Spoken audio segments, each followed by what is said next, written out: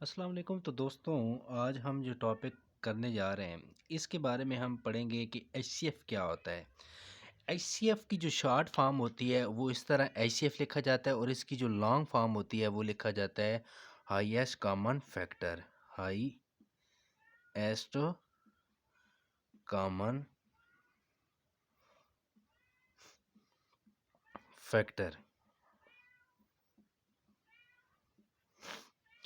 अच्छा, अब इसको हल करने के ना दो तरीक़ेकार होते हैं।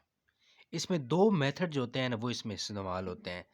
सबसे पहला जो मेथड होता है वो होता है आपका prime factorisation. Prime factorisation. Second होता है आपका डिवीजन मेथड।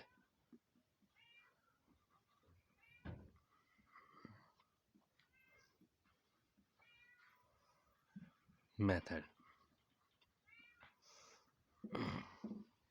ये इसके दो मेथड होते हैं।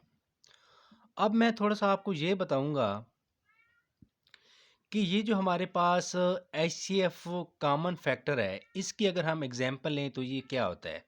सबसे पहले मैं बात करूंगा आपके पास फैक्टर की कि फैक्टर क्या होता है। फैक्टर फॉर एग्जांपल मैं यहाँ लिख देता हूँ 12। 12 के क्या फैक्टर होंगे।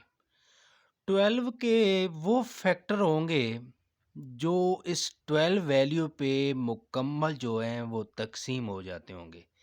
जैसे आपका 1 वाला टेबल इस पे चला जाता है, 2 वाला टेबल चला जाता है, 3 वाला टेबल चला जाता है, 4 वाला टेबल आप पे चला जाता है। उसके बाद आप इस पे 6 वाला चला जाता है, 6 के बाद इस पर 12 वाला चला जाता है। ठीक हो गया।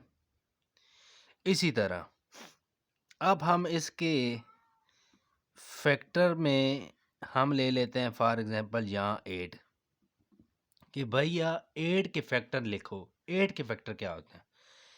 सबसे पहले 1 वाला टेबल जाएगा, इस पे 2 वाला जाएगा, 4 वाला जाएगा, उसके बाद 8 वाला जाएगा। अब इसमें ये देखो कि कॉमन क्या है। कॉमन ये कॉमन हो गया, ये कॉमन हो गया, ऊपर भी मौजूद है नीचे भी मौजूद है, और ये कॉमन हो गया, ऊपर भी मौजूद है और नीचे भी मौजूद है। यानी फैक्टर से निकला कॉमन। कॉमन ये जो लफ्ज आ रहे हैं ना कॉमन, पहले हमने फैक्टर की बात की, अब ये कॉमन बात कर रहे हैं। कॉमन इसमें क्या है। 1 आ गया, 2 आ गया, 4 आ गया। अब इसमें ये देखो कि सबसे बड़ा कौन सा है, हाईएस्ट कौन सा है, तो वो क्या है 4। तो हाईएस्ट को क्या बोला जाता है, H C F, highest common factor. तो ये आपका होता है एच सी एफ की हिस्ट्री होती है कि एच सी एफ में से फैक्टर क्या होता है, कॉमन क्या होता है, फिर हाईएस्ट जो होता है वो क्या होता है। तो ये मैंने आपके सामने लिख दिया है। अब मैं आपको इसका कराऊंगा प्राइम फैक्टराइजेशन जो मेथड है वो किस तरह से किया जाता है। ये मेरे पास दो क्वेश्चन हैं इसके, और ये क्वेश्चन जो मैंने हल करने हैं ना, ये मैंने हल करने हैं प्राइम फैक्टराइजेशन मेथड से। तो मैं आपको बताता हूँ कि ये जो प्राइम फैक्टराइजेशन मेथड होता है ये किस तरह का होता है। अब इधर देखिएगा ज़रा। सबसे पहला हम सवाल ले लेते हैं 12 यानी 12 और 16। अब ये आपकी जो वैल्यू बन रही है ना, ये 2 वैल्यू आ रही हैं आपकी। ठीक हो गया ना। इसका फैक्टर निकालेंगे, इसको हल करना है हमने प्राइम फैक्टराइजेशन मेथड से, और निकालना क्या है हमने, हाईएस्ट कॉमन फैक्टर। तो आपने क्या करना है, यहाँ लिख लेना है सॉल्यूशन। सॉल्यूशन हमने लिख लिया आपके सामने। अब ये जो 12 है ना, इसको अलग तलवार के अंदर लिखें, और ये जो 16 है ना, इसको अलग तलवार के अंदर लिखें। अब 2 पे वाला टेबल जाएगा क्योंकि इसके एंड पे इवन नंबर है ना, 2 6 टाइम 12, 2 3 टाइम 6 और 3 1 टाइम 3, 2 8 टाइम 16, 2 4 टाइम 8 और 2 2 टाइम 2 और 2 1 टाइम 2। ये हमारे पास आ गया है। अब हमने यहाँ इसकी हेडिंग देनी होती है, बहुत इजी हेडिंग होती है, इतनी मुश्किल नहीं होती। यहाँ लिखेंगे प्राइम फैक्टर ऑफ 12। ये जो आपके आए हैं ना ये वाले, ये इसके फैक्टर हैं, 2 मल्टीप्लाई बाय 2 मल्टीप्लाई बाय 3। अब मैं यहाँ लिखूंगा prime factor of 16, 2 multiply by 2 multiply by 2 multiply by 2।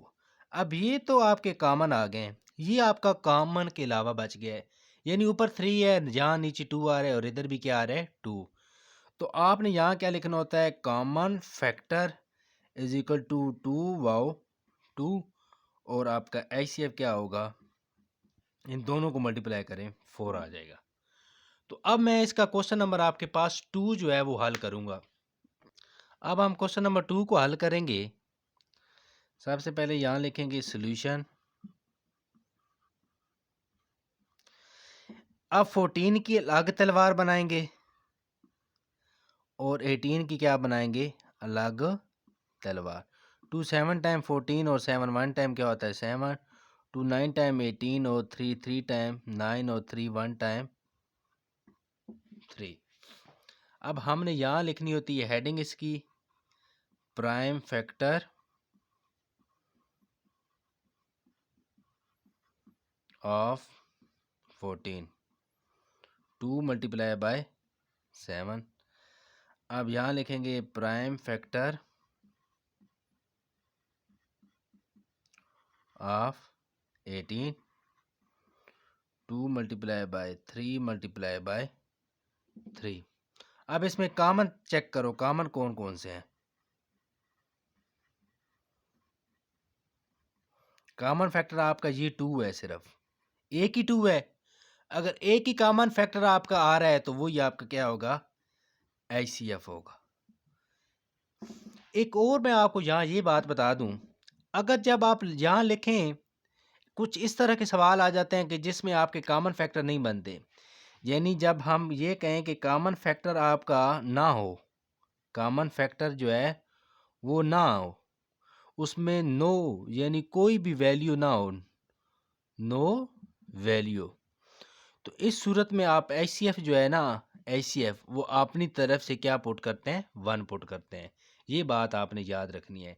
यानी जिसमें आपके ये जो कॉमन यहाँ जिस तरह 2 है ना, अगर फॉर एग्जांपल यहाँ आ जाता 5, नीचे 2 है, यहाँ 3 है, 3 है, तो 2 और 5 तो आपस में कॉमन तो नहीं ना हो सकते, जो ऊपर हो वही नीचे होना चाहिए। तो इस तरह ये कॉमन ना होते तो हम इधर लिखते नो वैल्यू, तो HCF क्या लिख देते, उसकी जगह 1 लिख देते हैं। तो उम्मीद है आपको ये HCF का प्राइम फैक्टराइजेशन जो है ये समझ आ गई होगी।